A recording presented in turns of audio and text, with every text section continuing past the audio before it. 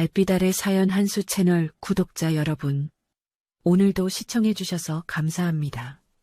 행복하고 즐거운 시간 되시길 바라며 오늘의 사연 시작하겠습니다. 새벽 5시 도시의 네온사인들이 하나둘 꺼져가는 시간이었습니다. 차가운 아스팔트 위로 민호의 발걸음이 울려 퍼졌어요. 그는 낡은 패딩 점퍼 주머니에서 차 열쇠를 꺼내며 오늘도 긴 하루가 시작됨을 느꼈습니다. 하늘아, 별아, 아빠 다녀올게. 민호는 작은 원룸 안에서 잠든 쌍둥이 아이들을 바라보며 조용히 속삭였어요. 6살 하늘과 별은 낡은 이불 속에서 서로를 꼭 안고 자고 있었습니다. 그들의 작은 얼굴에는 평화로운 잠이 스며들어 있었지만 볼이 조금 홀쭉해 보였죠. 요즘 제대로 된 식사를 못 해줘서 그런 것 같아 마음이 아팠어요. 대리운전을 시작한 지도 벌써 6개월. 처음에는 이렇게 오래 할 생각이 아니었는데 어느새 이 일이 민호의 밤을 채우는 유일한 수입원이 되어버렸습니다. 새벽 5시부터 오후 2시까지는 건설 현장에서 벽돌을 나르고 시멘트를 섞었어요. 허리는 끊어질 것 같고 손바닥은 물집으로 가득했지만 그래도 참아야 했습니다. 저녁 8시부터 새벽 4시까지는 도로 위에서 취한 손님들을 태우며 하루하루를 버텨냈어요. 아저씨, 빨리 가요. 늦겠다고요. 어젯밤에도 술에 취한 회사원이 뒷자리에서 소리를 질렀죠. 민호는 참으며 안전하게 운전했지만 그 사람은 내리면서 욕을 하며 문을 세게 닫았습니다. 그래도 민호는 참았어요. 돈을 받을 수 있으니까요. 하늘과 별의 우유가, 기저귀가, 그리고 매달 밀려드는 빚을 생각하면 그 정도는 참을 수 있었거든요. 그런데 아내 수정은 점점 이상해지고 있었습니다. 처음에는 동네 아줌마들과 고스톱을 치는 정도였어요. 그냥 심심풀이야. 돈 안 걸어. 그렇게 말했는데 어느 날부터인가 집에 늦게 들어오기 시작했죠. 화장을 진하게 하고 나가더니 새벽에 들어와서는 술 냄새를 풍겼습니다. 여보, 이번만이야. 이번만 하고 정말 손 떼겠어. 수정은 눈물을 흘리며 민호에게 매달렸어요. 하지만 그것도 거짓말이었습니다. 집안의 비상금부터 시작해서 아이들을 위해 모아둔 적금까지 그녀는 모든 것을 도박으로 날려버렸어요. 심지어 민호 몰래 아이들 통장까지 털었습니다. 엄마가 왜 우리 돼지 저금통을 깼어? 하늘이 눈물을 글썽이며 물었을 때 민호는 어떻게 대답해야 할지 몰랐어요. 엄마가 급한 일이 있으셔서 그래. 나중에 다시 채워드릴게. 그렇게 말했지만 민호 자신도 언제 그럴 수 있을지 확신이 없었습니다. 빚은 기하급수적으로 늘어났어요. 처음에는 100만 원 정도였는데 이자가 이자를 낳아 어느새 5천만 원이 넘어버렸죠. 사채업자들이 집 앞에 나타난 날 민호는 정말 절망했습니다. 야, 이 새끼야. 돈 안 갚으면 가만 안 둔다.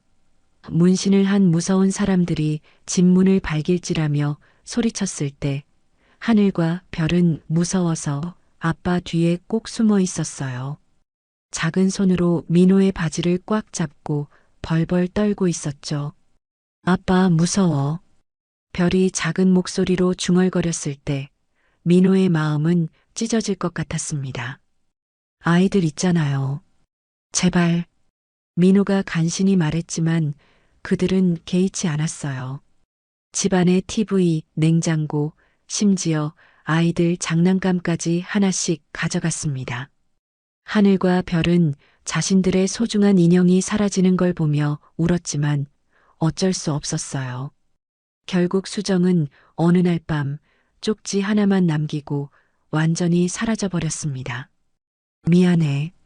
더 이상 못 견디겠어. 아이들 잘 부탁해. 그게 전부였어요. 민호는 그 쪽지를 떨리는 손으로 읽으며 한참을 울었습니다. 하늘과 별은 잠에서 깨어 엄마는? 하고 물었지만 민호는 출장 가셨어. 금방 오실 거야 라고 거짓말할 수밖에 없었죠. 결국 집마저 빼앗기게 되었고 민호는 쌍둥이와 함께 작은 원룸으로 이사를 가야 했습니다. 보증금도 제대로 못 내서 지하 반지하 같은 곳이었어요. 곰팡이 냄새가 나고 창문도 작았지만 그래도 비를 피할 수 있는 곳이었으니까요. 그곳에서 민호는 더욱 치열하게 일했습니다. 새벽부터 밤늦게까지 쉬는 시간 없이 일해도 빚은 줄어들지 않았어요. 오히려 생활비와 아이들 양육비 때문에 더 힘들어졌죠. 어떨 때는 하늘과 별이 아빠 배고파라고 말할 때 라면으로 때워야 하는 날들이 이어졌습니다. 어느 날 밤 민호는 큰 결심을 했어요. 현역 입대를 하는 것이었습니다. 나이는 많았지만 아직 입대할 수 있는 연령이었고 군대에 가면 월급도 나오고 의식주도 해결되니까 빚을 조금씩이라도 갚을 수 있을 것 같았거든요. 그리고 하늘과 별은 시골에 계신 할머니가 돌봐주시기로 하셨어요. 아빠가 잠깐만 갔다 올게. 정말 금방 돌아온다. 민호는 잠든 아이들의 이마에 키스를 하며 다짐했습니다. 하지만 마음 한편으로는 이런 선택밖에 할 수 없는 자신이 한심했고 아이들에게 미안했어요. 이제 정말 모든 것을 잃었다는 생각이 들었습니다. 민호가 입대한 지 한 달이 지났습니다. 시골 할머니 댁에서 지내던 하늘과 별은 매일 아빠를 그리워했어요. 할머니는 아이들을 정성껏 돌봐주셨지만 6살 쌍둥이에게는 아빠가 세상에서 가장 그리운 존재였죠. 할머니, 아빠 언제 와? 별이 작은 목소리로 물어볼 때마다 할머니는 마음이 아프셨어요. 곧 올 거야. 조금만 더 기다려. 그렇게 대답하시지만 사실 할머니도 언제 민호가 면회를 올 수 있을지 확실하지 않으셨거든요. 어느 토요일 오후 하늘과 별은 할머니와 함께 시장에 갔다가 해병대 부대 근처를 지나게 되었습니다. 높고 견고한 철문 너머로 군인들이 훈련하는 모습이 보였어요. 하늘이 눈을 크게 뜨고 말했죠. 할머니, 아빠도 저기 있어요? 그럴지도 모르겠네. 할머니가 대답하시자 별이 갑자기 달려가서 철문에 얼굴을 바짝 대고 소리쳤어요. 아빠, 아빠 여기 있어요? 그때부터였습니다. 쌍둥이는 매일 할머니께 조르기 시작했어요. 아빠를 만나러 가자고 부대에 가서 아빠를 보고 싶다고 말이죠. 할머니는 처음에는 말리셨지만 아이들의 간절한 모습을 보니 마음이 약해지셨어요. 그럼 편지라도 써볼까? 할머니의 제안에 하늘과 별은 눈을 반짝였습니다. 그날 저녁 두 아이는 색연필을 들고 정성껏 편지를 썼어요. 서툰 글씨였지만 마음은 가득 담겨 있었죠. 아빠, 보고 싶어요. 별이가 어제 울었어요. 하늘이도 울었어요. 빨리 와요. 하늘이 쓴 편지였어요. 아빠 아프지 마요. 우리 착하게 있을게요. 할머니 말씀 잘 들어요. 별이 쓴 편지에는 아빠 얼굴을 그린 그림도 있었어요. 다음 날 하늘과 별은 할머니 손을 잡고 해병대 부대로 향했습니다. 작은 가방에는 아빠가 좋아하는 과자와 편지를 꼭 챙겼어요. 길을 걸으면서 하늘이 말했죠. 할머니, 아빠가 우리 보면 정말 좋아할 거예요. 그죠? 그럼 얼마나 좋아하시겠니? 할머니도 미소를 지으셨지만 마음 한편으로는 걱정이 되었어요. 과연 면회가 가능할까 싶어서요. 부대 앞에 도착했을 때 철문은 굳게 닫혀 있었습니다. 위병소 앞에는 헌병들이 서 있었고 분위기가 매우 엄숙했어요. 할머니는 조금 주춤하셨지만 하늘과 별은 주저없이 앞으로 나아갔습니다. 아저씨, 저희 아빠 만나게 해주세요. 하늘이 작은 손에 편지를 꼭 쥐고 헌병에게 다가갔어요. 별도 뒤따라와서 과자 봉지를 내밀었죠. 아빠, 이거 주고 싶어요. 그런데 헌병의 표정은 차가웠습니다. 무표정한 얼굴로 고개를 저으며 말했어요. 규정상 불가능하다. 애들은 돌아가라. 네. 할머니가 당황하며 물으셨어요. 면회 신청을 하려고 왔는데 면회는 정해진 날에만 가능하고 미리 신청해야 합니다. 오늘은 면회일이 아니에요. 헌병의 목소리는 딱딱했어요. 하늘과 별은 이해할 수 없었습니다. 그냥 아빠를 만나고 싶을 뿐인데 왜 안 된다는 건지 알 수가 없었어요. 별이 눈물을 글썽이며 다시 말했죠. 저희 아빠 정말 보고 싶어요.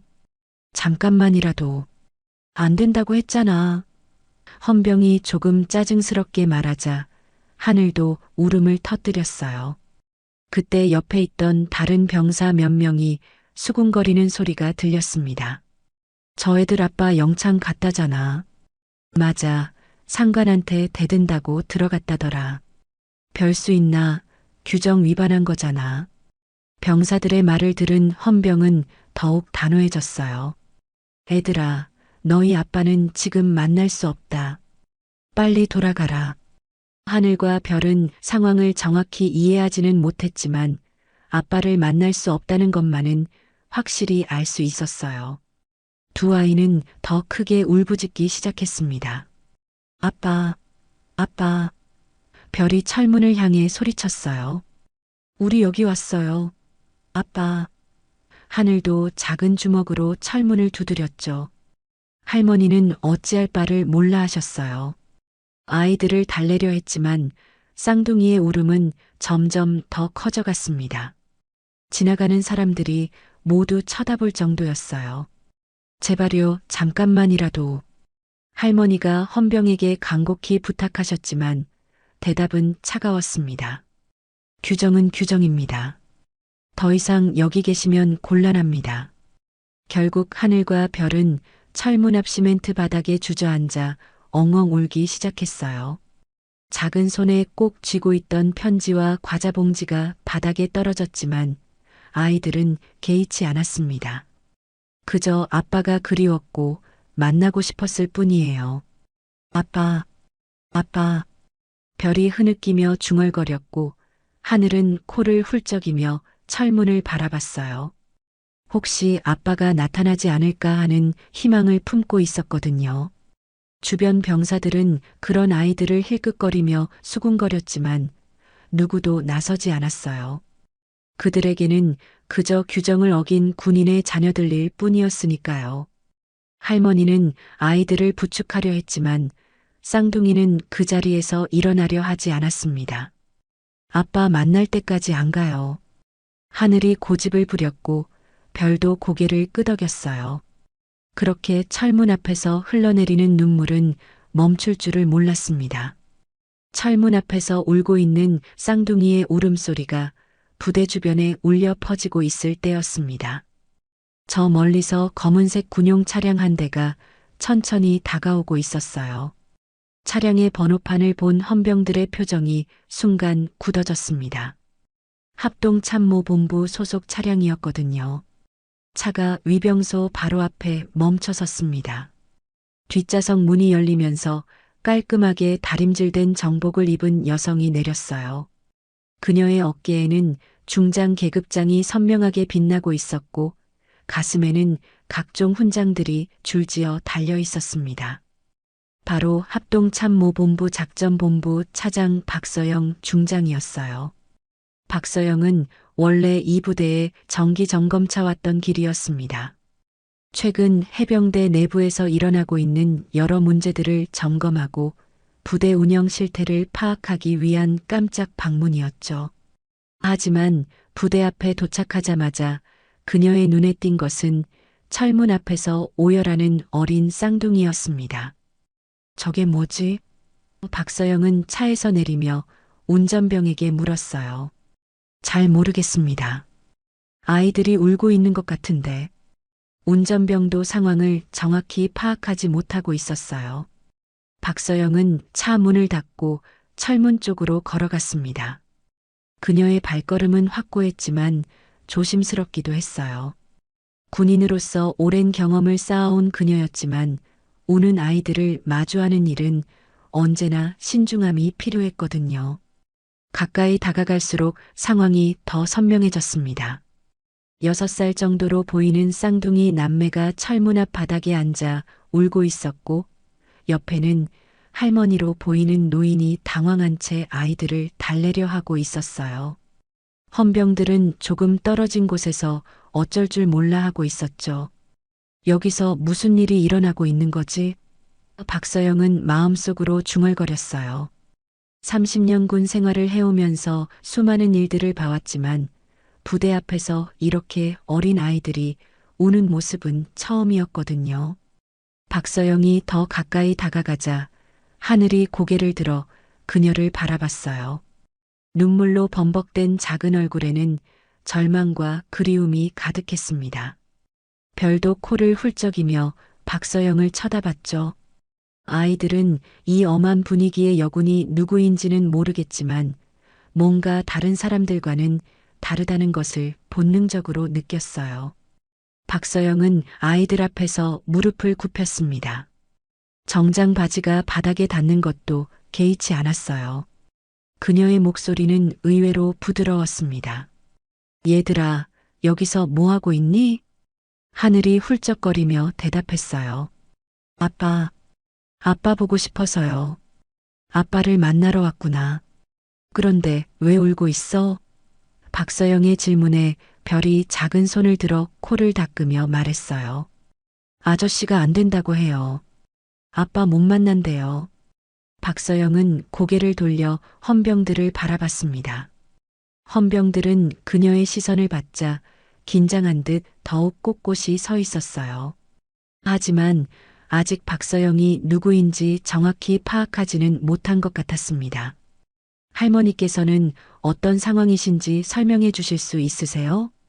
박서영이 할머니에게 정중히 물었어요. 할머니는 떨리는 목소리로 설명하기 시작하셨어요. 이 아이들 아버지가 이 부대에 입대를 했어요. 한 달 전에요. 그런데 아이들이 너무 아빠를 그리워해서 면회를 신청하러 왔는데 헌병분이 안 된다고 하시네요. 면회 규정을 확인해 보셨나요? 박서영이 물었죠. 그게 할머니가 말끝을 흐렸을 때 하늘이 작은 손에서 구겨진 편지를 꺼냈어요. 이거 아빠 주려고 했는데 하늘의 목소리는 더욱 작아졌어요. 박서영은 그 편지를 받아들었습니다. 봉투에는 서툰 글씨로 아빠께라고 적혀 있었고 색연필로 그린 하트 모양도 있었어요. 편지의 무게는 가벼웠지만 그 안에 담긴 마음의 무게는 결코 가볍지 않다는 것을 박서영은 알 수 있었습니다. 정말 예쁘게 썼네. 박서영이 편지를 보며 미소를 지었을 때 별이 눈을 반짝이며 말했어요. 제가 아빠 그림도 그렸어요. 그래, 나중에 꼭 보여줘. 박서영의 말에 별은 처음으로 울음을 그쳤어요. 그때 박서영은 옆에 놓인 과자 봉지를 발견했습니다. 아이들이 아빠에게 주려고 준비한 것이겠죠. 봉지가 조금 찢어져 있었지만 아이들의 정성이 고스란히 느껴졌어요. 이것도 아빠 주려고 준비한 거야? 네, 아빠가 좋아하는 과자예요. 하늘이 자랑스럽게 말했어요. 박서영은 천천히 일어서서 주변을 둘러봤습니다. 헌병들, 지나가는 병사들, 그리고 멀리서 지켜보는 사람들까지 모든 시선이 이 작은 사건에 집중되어 있었어요. 하지만 아무도 나서서 해결하려 하지 않았습니다. 아이들 아버지 성함이 어떻게 되시죠? 박서영이 할머니에게 물었어요. 김민호라고 합니다. 한 달 전에 입대했어요. 박서영은 고개를 끄덕이며 다시 아이들을 바라봤습니다. 하늘과 별은 이제 울음을 그쳤지만 여전히 눈가가 빨갛게 부어 있었어요. 그들의 작은 손은 서로를 꽉 잡고 있었고 박서영을 향한 눈빛에는 간절함과 희망이 섞여 있었습니다. 잠깐만 기다려봐. 내가 한번 알아볼게. 박서영이 말하자 하늘이 눈을 크게 뜨며 물었어요. 정말요? 아빠 만날 수 있어요? 약속은 못하지만 최선을 다해볼게. 박서영의 대답에 별도 작은 희망을 품기 시작했어요. 그때 박서영의 눈에 위병소 쪽에서 이 상황을 지켜보고 있는 헌병들이 보였습니다. 그들은 여전히 그녀가 누구인지 정확히 모르는 것 같았어요. 이제 직접 나서야 할 때가 온 것 같았습니다. 박서영이 아이들을 부축해 위병소로 향하려는 순간이었습니다. 헌병 장교 한 명이 성큼성큼 다가와서 그들 앞을 가로막았어요. 계급장을 보니 대위였습니다. 그의 얼굴에는 짜증과 경계심이 뒤섞여 있었어요. 잠깐만요. 여기는 출입 통제 구역입니다. 대위의 목소리는 단호했어요. 신분을 밝히지 않으면 들어갈 수 없습니다. 박서영은 잠시 그를 바라봤습니다.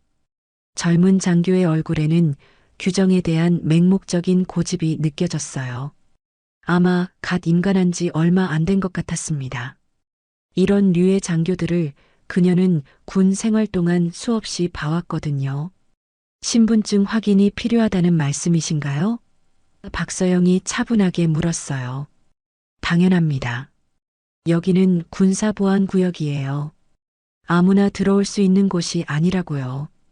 대위가 더욱 고압적인 톤으로 말했죠. 특히 민간인 아이들을 데리고 오시면 더더욱 곤란합니다. 하늘과 별은 갑자기 높아진 목소리에 놀라 다시 울음을 터뜨리기 시작했어요. 할머니는 어쩔 줄 몰라 하시며 아이들을 달래려 했지만 쌍둥이의 울음은 쉽게 그치지 않았습니다. 아빠 만나고 싶어요. 별이 흐느끼며 박서영의 바지자락을 잡았어요. 박서영은 깊게 숨을 들이쉬고 군증을 꺼냈습니다. 하지만 대위는 군증을 대충 훑어보더니 더욱 거만한 표정을 지었어요. 합참이든 모든 규정은 규정입니다. 대위가 팔짱을 끼며 말했죠. 여기는 해병대 부대고 저희에게는 저희만의 절차가 있어요. 아이들 올린다고 해서 규정을 어길 수는 없습니다. 주변에서 지켜보던 다른 헌병들과 병사들도 웅성거리기 시작했어요.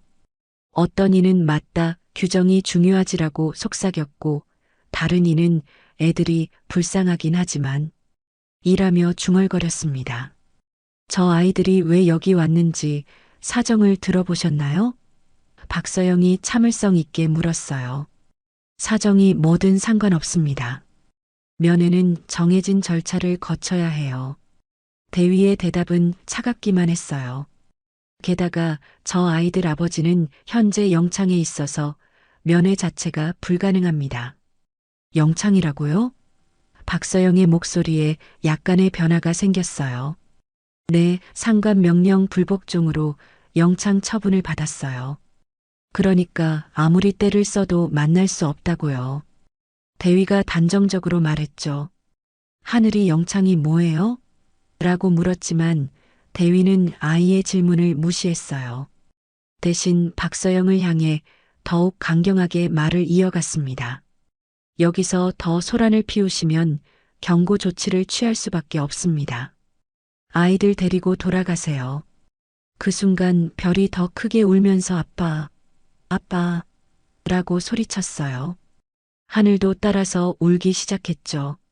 할머니는 두 손으로 아이들을 안으려 했지만 쌍둥이는 그 자리에서 움직이려 하지 않았습니다. 제발이요. 할머니가 대위에게 간곡히 부탁하셨어요.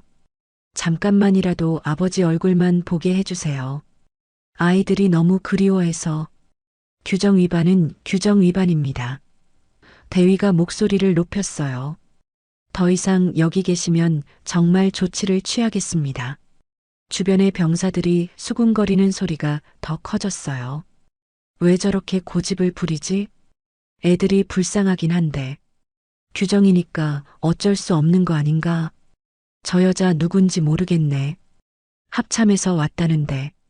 박서영은 이 모든 상황을 지켜보며 마음속 깊은 곳에서 분노가 올라오는 것을 느꼈습니다. 30년 군 생활을 하면서 수많은 어려운 상황들을 겪어봤지만 이렇게 어린 아이들의 눈물 앞에서도 꽁꽁 얼어붙은 규정만을 내세우는 모습을 보는 것은 참기 어려웠어요.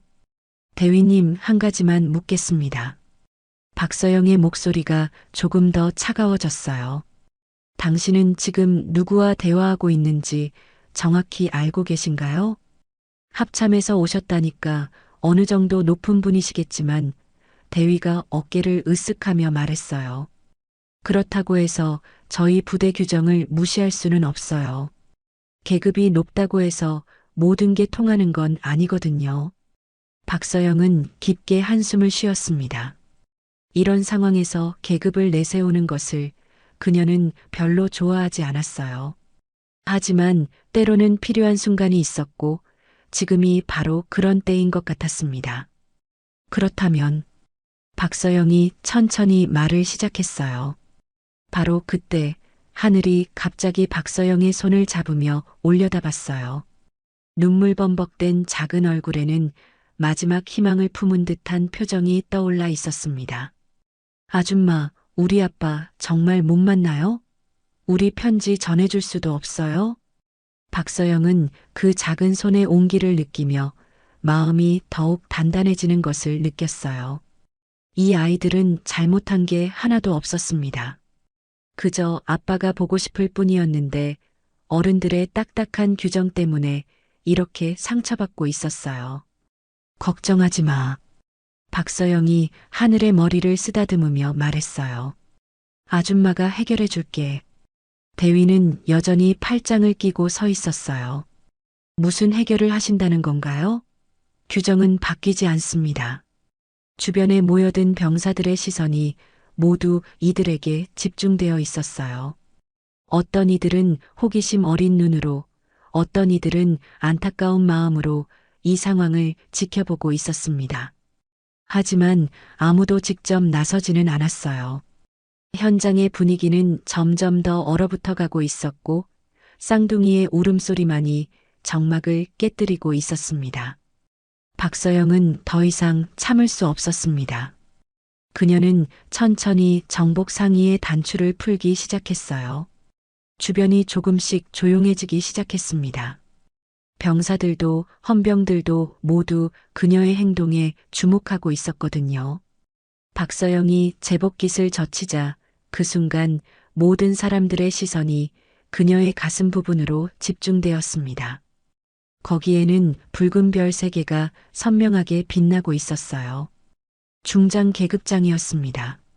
주변에 있던 병사들이 하나둘씩 하는 소리를 내기 시작했어요. 대위의 얼굴이 순간 하얗게 변했습니다. 그는 몇 초간 그 별들을 멍하니 바라보더니 급하게 경례 자세를 취했어요.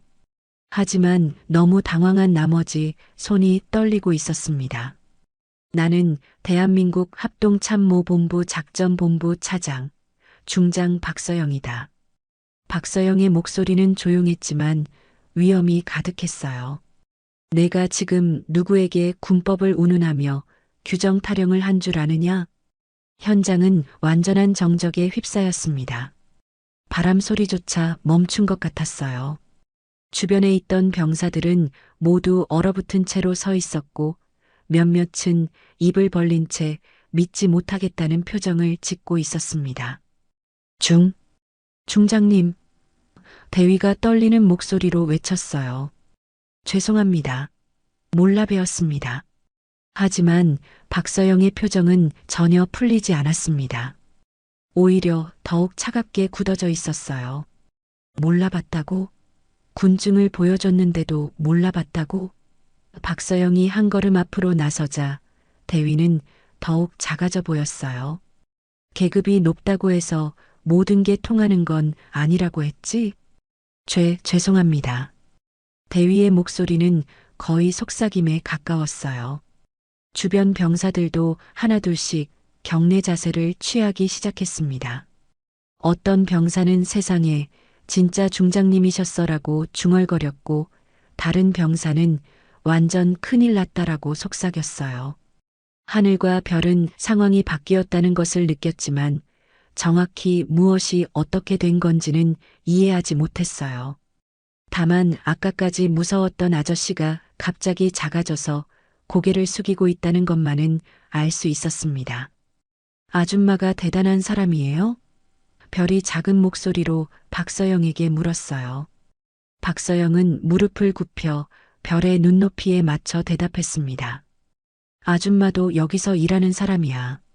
다만 조금 더 높은 곳에서 일할 뿐이야. 그럼 아빠 만날 수 있어요? 하늘이 기대에 찬 목소리로 물었어요. 그래, 만날 수 있어. 박서영의 대답에 쌍둥이의 얼굴에 처음으로 밝은 표정이 스쳤습니다. 박서영은 다시 일어서서 대위를 바라봤어요.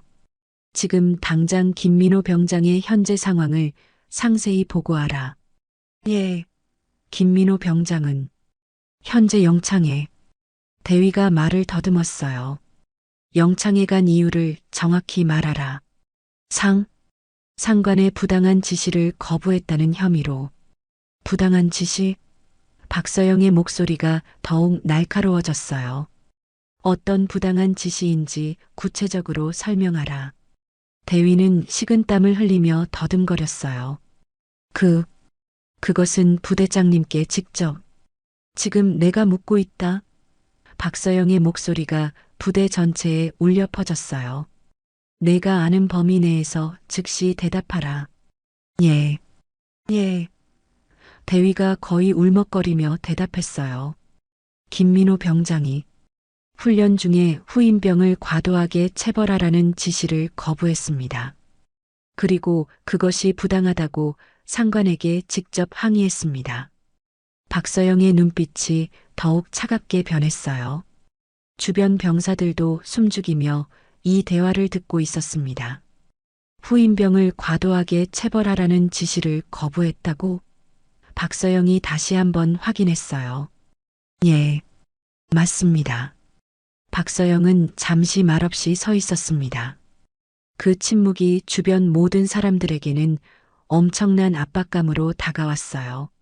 할머니는 상황이 좋은 쪽으로 바뀌고 있다는 것을 느끼며 안도의 한숨을 쉬셨고 하늘과 별은 여전히 박서영을 올려다보고 있었습니다. 그렇다면 박서영이 천천히 입을 열었어요. 김민호 병장은 군인으로서 당연히 해야 할 일을 한 것이고 오히려 그런 부당한 지시를 내린 상관이 문제라는 얘기 아닌가? 그렇지만 절차상. 절차? 박서영이 비웃듯 말했어요. 부당한 명령을 거부할 용기를 가진 병사를 영창에 넣어놓고 그의 어린 자녀들이 아버지를 그리워하며 찾아와도 규정 타령만 하는 것이 절차인가? 대위는 더 이상 아무 말도 할 수 없었어요. 그저 고개를 숙이고 서 있을 뿐이었습니다. 박서영은 주변을 둘러봤습니다. 수십 명의 병사들이 이 상황을 지켜보고 있었어요. 어떤 이들은 부끄러운 듯 고개를 숙이고 있었고 어떤 이들은 박서영의 말에 고개를 끄덕이고 있었습니다. 여기 있는 모든 장병들아. 박서영의 목소리가 부대 전체에 울려 퍼졌어요. 너희는 지금 무엇을 보고 있는가? 정의를 실현하려던 동료를 영창에 가둬놓고 그의 어린 자녀들마저 외면하는 모습을 보고 있는 것 아닌가? 병사들은 아무도 대답하지 못했어요. 다만 서로의 얼굴을 바라보며 미안함과 부끄러움을 느끼고 있었습니다. 하늘이 조용히 박서영의 옷자락을 잡으며 물었어요. 아줌마, 이제 아빠 만날 수 있어요? 박서영은 다시 무릎을 굽혀 아이를 바라봤습니다. 그래, 곧 만날 수 있어. 아줌마가 약속할게. 박서영은 즉시 행동에 나섰습니다.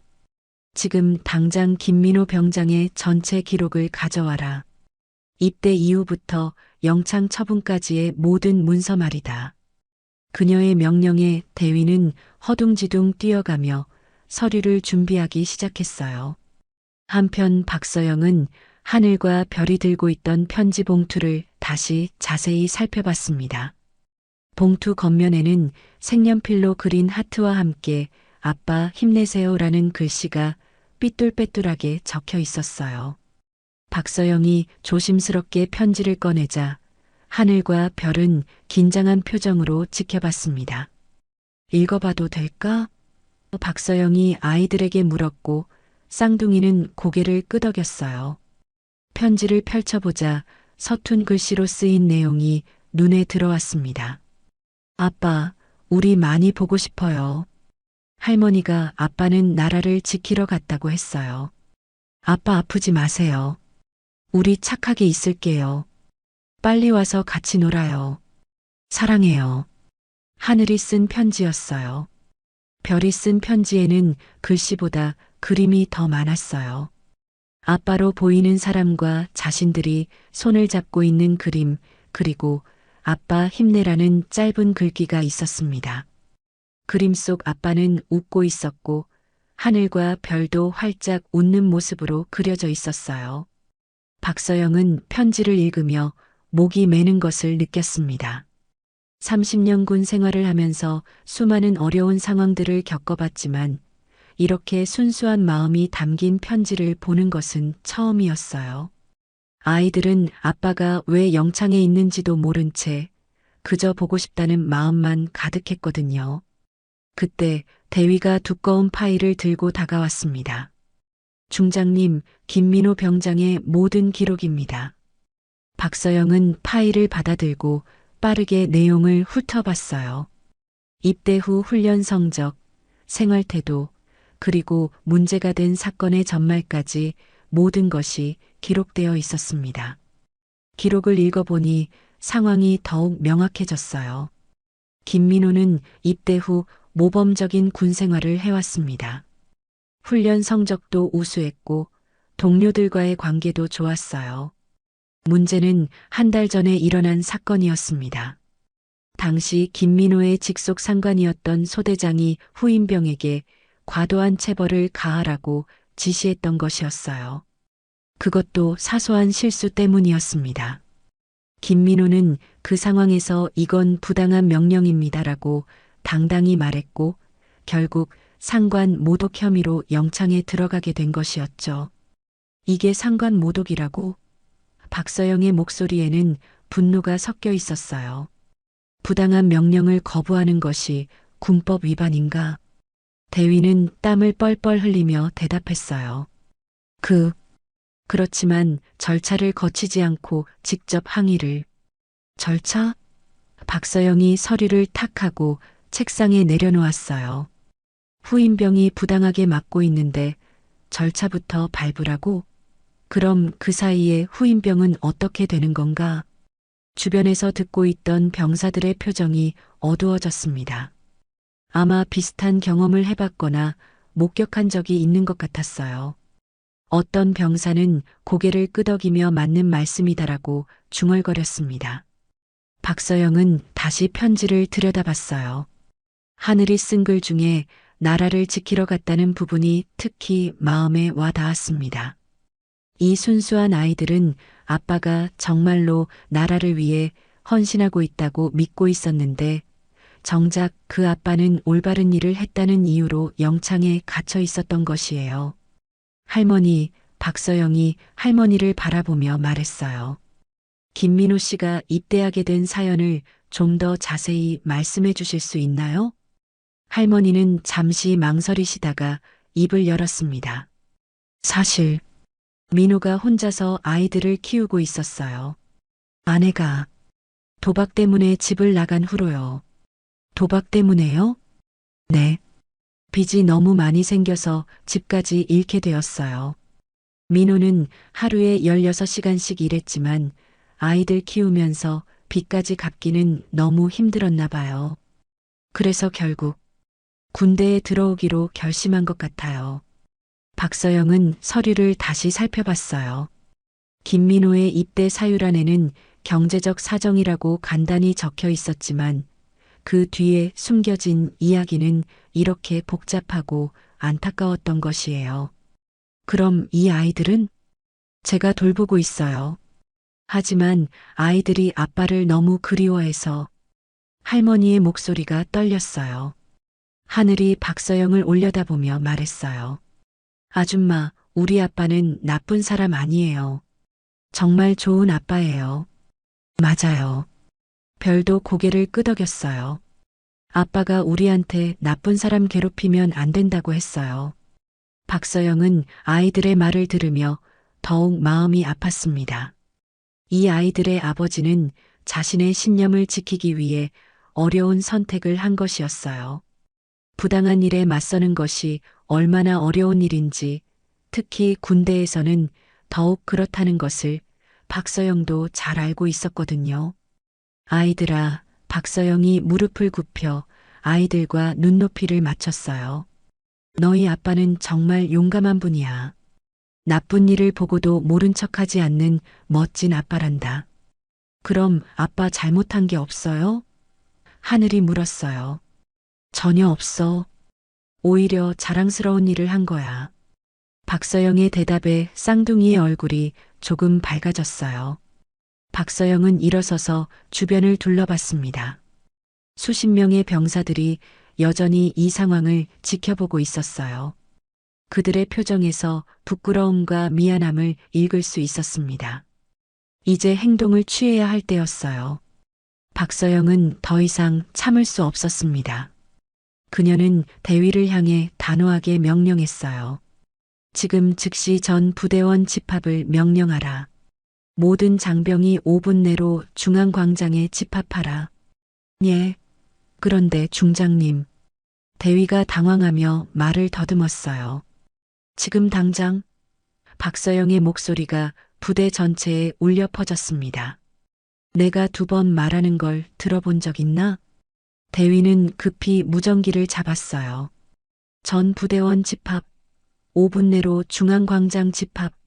반복한다. 전 부대원 긴급 집합.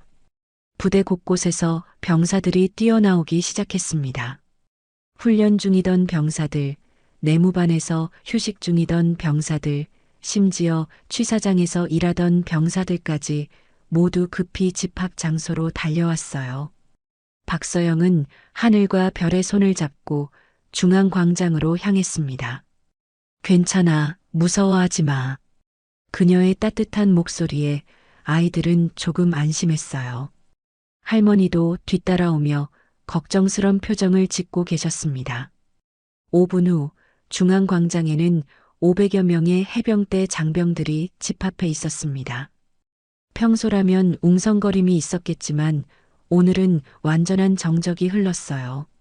모든 병사들이 무슨 일이 일어날지 긴장하며 기다리고 있었습니다.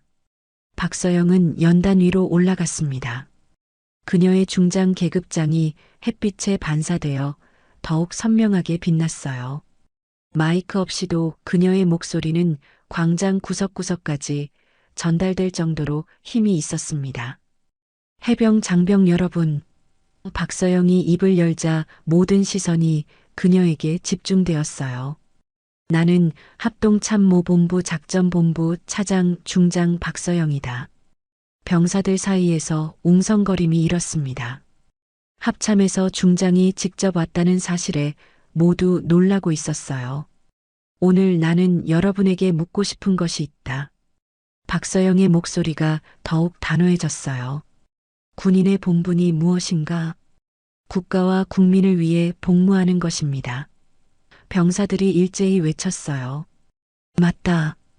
그렇다면 부당한 명령 앞에서 군인은 어떻게 행동해야 하는가? 이번에는 대답이 없었어요. 병사들은 서로 눈치를 보며 어쩔 줄 몰라 했습니다. 대답이 없나? 그럼 내가 답하겠다. 박서영이 한 걸음 앞으로 나섰어요. 군인은 명령에 복종해야 한다. 그러나 그 명령이 부당하고 비인간적일 때는 거부할 용기를 가져야 한다. 박서영은 하늘과 별을 가리키며 계속했습니다. 저 아이들을 보라. 저 아이들의 아버지 김민호 병장을 아는가?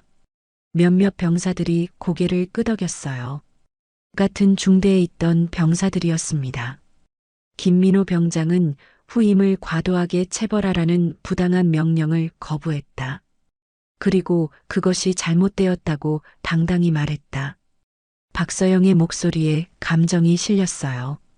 그런데 너희는 그런 용기 있는 동료를 영창에 가둬놓고 심지어 그의 어린 자녀들이 아버지를 그리워하며 찾아와도 규정 타령으로 외면했다. 광장이 조용해졌습니다. 몇몇 병사들은 고개를 숙였고 어떤 병사들은 부끄러워하는 표를 짓고 있었어요. 이것이 해병 정신인가? 이것이 군인 정신인가? 박서영의 목소리가 더욱 높아졌어요. 약자를 괴롭히는 일에는 침묵하고 그에 맞서는 사람은 처벌하는 것이 너희가 배운 군인 정신인가? 하늘이 작은 목소리로 아빠 라고 중얼거렸고 별도 눈물을 글썽였어요. 할머니는 두 아이를 꼭 안으며 위로하고 계셨습니다. 저 아이들은 한 달 동안 아버지를 그리워했다. 박서영이 아이들을 바라보며 말했어요. 매일 밤 아버지를 생각하며 편지를 썼고 과자를 준비했다. 그런데 너희는 그 간절한 마음조차 규정이라는 차가운 벽으로 막아섰다. 박서영은 잠시 말을 멈추고 병사들을 쭉 훑어봤습니다. 여기 있는 너희 중에 누구라도 자녀가 있는가? 부모가 있는가? 가족이 있는가? 많은 병사들이 고개를 끄덕였어요. 그렇다면 저 아이들의 마음을 이해해야 하지 않겠는가? 가족을 그리워하는 마음, 사랑하는 사람을 보고 싶어 하는 마음을 모르겠는가? 어떤 병사는 눈물을 훔쳤고 어떤 병사는 주먹을 꽉 쥐고 있었어요. 박서영의 말이 그들의 마음 깊숙이 와닿고 있었습니다. 김민호 병장은 잘못하지 않았다. 박서영이 단호하게 외쳤어요. 오히려 군인으로서 그리고 한 사람의 인간으로서 당연히 해야 할 일을 했다. 그런데 너희는 그런 사람을 죄인 취급했다. 박서영은 연단 아래로 내려와서 병사들 사이를 걸어다니며 말을 이어갔습니다. 부당한 일을 보고도 침묵하는 것은 공범이다. 약자를 괴롭히는 일에 동조하는 것은 가해자와 다르지 않다. 중장님, 한 병사가 조심스럽게 손을 들었어요. 말해봐라. 저희가 잘못했습니다. 그 병사의 목소리는 떨리고 있었어요. 김민호 선임이 옳았습니다. 다른 병사들도 하나둘씩 고개를 끄덕이기 시작했어요. 어떤 병사는 맞습니다. 저희가 잘못 생각했습니다라고 말했고 또 다른 병사는 선임을 지켜드리지 못해 죄송합니다라고 중얼거렸습니다. 박서영은 다시 연단 위로 올라갔어요. 오늘부터 이 부대는 달라져야 한다. 더 이상 부당한 일 앞에서 침묵하지 않을 것이며 약자를 보호하는 것을 두려워하지 않을 것이다. 하늘과 별은 이 모든 상황을 지켜보며 아빠 이름이 자주 나오는 것을 들었어요. 정확히 무슨 일인지는 몰랐지만 아빠에 대한 이야기라는 것만은 알 수 있었습니다. 아빠, 별이 다시 작은 목소리로 불렀고 박서영은 그 목소리를 들으며 마지막 결심을 굳혔습니다. 박서영은 연단에서 내려와 직접 영창으로 향했습니다. 김민호 병장을 즉시 석방하라. 그녀의 명령에 영창 담당 헌병은 당황했지만 즉시 따를 수밖에 없었어요. 무거운 철문이 천천히 열렸습니다. 그 안에서 초췌한 모습의 민호가 나왔어요. 한 달간의 영창 생활로 뺨이 홀쭉해졌고 눈가에는 깊은 피로가 서려 있었습니다. 하지만 그의 눈빛만은 여전히 흔들리지 않고 있었어요. 민호는 갑작스러운 상황에 어리둥절했습니다.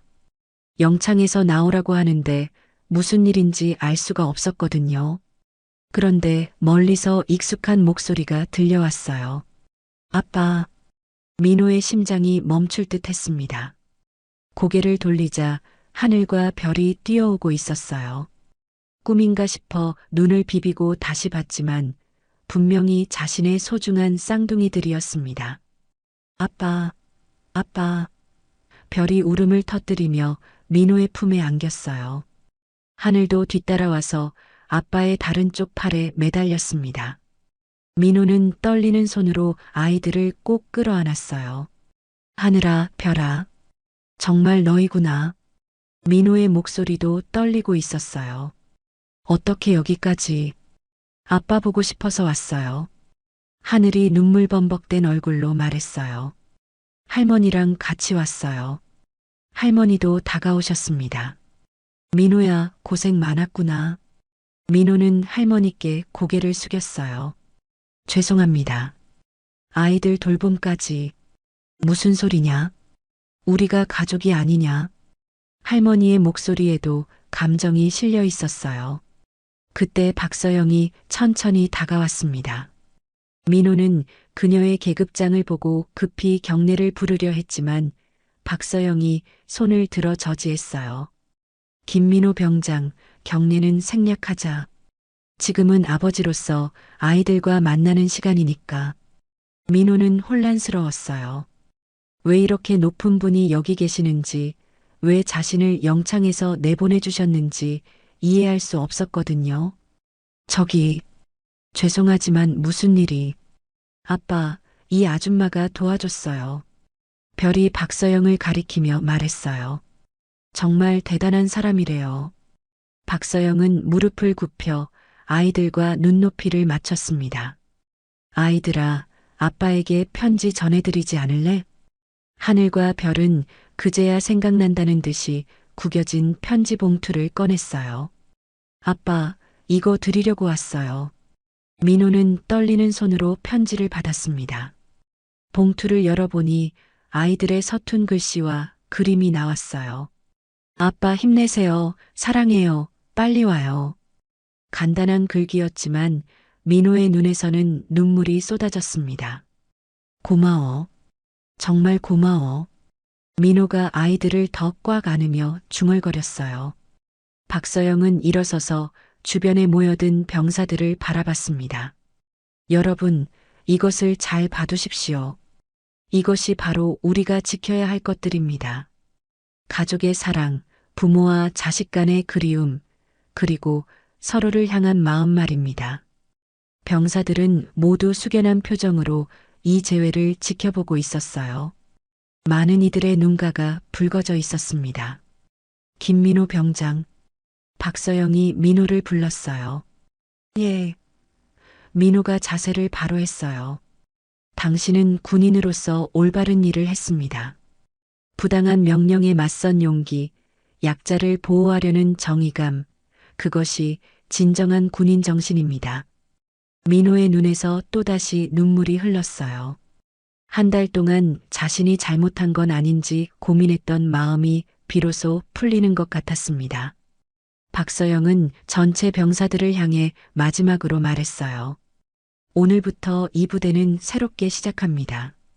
김민호 병장의 영창 처분은 즉시 취소되며 그에게 포상휴가 7일을 부여합니다. 감사합니다. 민호가 깊이 고개를 숙였어요. 그리고 앞으로 이 부대에서는 부당한 일에 맞서는 것을 두려워하지 마십시오. 정의를 실현하는 것이 처벌받는 일이 되어서는 안 됩니다. 병사들이 일제히 예, 라고 대답했어요. 그들의 목소리에는 새로운 다짐이 서려 있었습니다. 하늘이 민호의 손을 잡으며 말했어요. 아빠, 이제 집에 가요. 그래, 집에 가자. 민호가 아이들의 머리를 쓰다듬으며 대답했어요. 박서영은 그 모습을 바라보며 조용히 미소를 지었습니다. 오늘 이 부대는 진정으로 다시 태어났습니다. 앞으로는 가족의 눈물을 외면하지 않을 것이며 정의를 실현하는 용기를 잃지 않을 것입니다. 민호 가족이 부대를 떠날 때 모든 병사들이 일제히 경례를 붙였습니다. 그것은 단순한 의례가 아니라 진정한 군인 정신을 보여준 한 사람에 대한 존경의 표현이었어요. 하늘과 별은 아빠의 양손을 잡고 걸으며 행복해했습니다. 할머니도 뒤따라오시며 안도의 한숨을 쉬셨어요. 박서영은 그들의 뒷모습을 바라보며 가슴 깊은 곳에서 따뜻함을 느꼈습니다. 바람에 하늘과 별의 편지가 살짝 펄럭였고 그 편지에 그려진 가족 그림이 햇빛에 반짝였습니다. 진정한 용기와 사랑이 만나 만들어낸 기적 같은 하루였어요.